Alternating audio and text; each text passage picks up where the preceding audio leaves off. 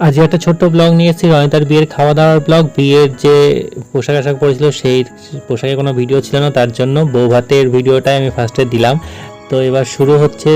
ফার্স্টেই ছিল mineral water, তারপর লবণ লেবু, তারপর ফিশ বাটার ফ্রাই অথবা পনির কসিন্দা, মানে দুটো অপশান ছিল যে যেটা নেবে। আমরা তো ফিশ বাটার ফ্রাইটাই নিয়েছিলাম। তো অসাধারণ খেতে। আর আমার অপোনেন্টে বসেছিল রঞ্জিতা, তো ও খাচ্ছিল এবং কেমন লাগছিল সেগুলো সব বলছিল, আর আমি ওর ভিডিওটাই করছিলাম কারণ বেশ ভালোভাবে বলছিল ওই জিনিসগুলো। তো ওটা খাওয়া হয়ে যাওয়ার পরে স্যালাড, সস, সাদা ভাত, ভেজ ডাল, বাদশাহী আলু ভাজা এবং তার সাথে ছিল ভেটকি পাতুরি।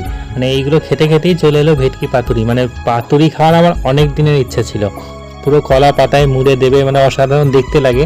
তো এই ফার্স্ট কোনো বিয়ের বাড়িতে এলাম যেখানে পাতুরি দিচ্ছে এবং পাতুরিটা খেলাম, বেশ খুব সুন্দর লাগলো। প্রথমবার খেলাম, তো আমার একটা ইচ্ছা পূরণ হলো পাতুরিটা খেয়ে। রঞ্জিতা খেয়ে এবং বলছিল যে কেমন হয়েছে, আমিও পরে খাচ্ছিলাম। তো পাতুরিটা দেখতে পাচ্ছ তো একদম নরম, একদম তুলোর মতো, খুব সুন্দর লাগছিল পাতুরিটা, খেতেও খুব সুন্দর হয়েছিল।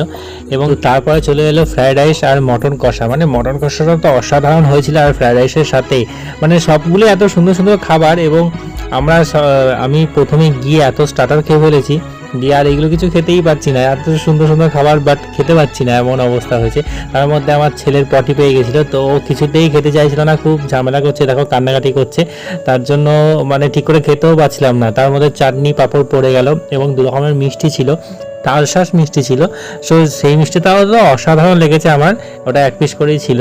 এবং তারপর রসগোল্লা ছিল এবং আইসক্রিমটাও অসাধারণ ছিল, মানে খুবই সুন্দর। পুরো যে মেনুটা ছিল রনিতার বিয়ে খাবারের অসাধারণ ছিল। এবং তারপর বাইরে এসে দেখো লস্যি ছিল, লস্যি ফুচকা যে যেমন খাবে, লস্যিটা খেয়েই তো আমার প্রথমে পেট ভরে গেছিলো।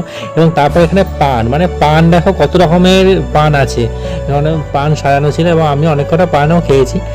তো তোমাদের ছোট্ট করে ব্লগটা দেখালাম, কেমন লাগলো বললো। আজকের মতো টাটা।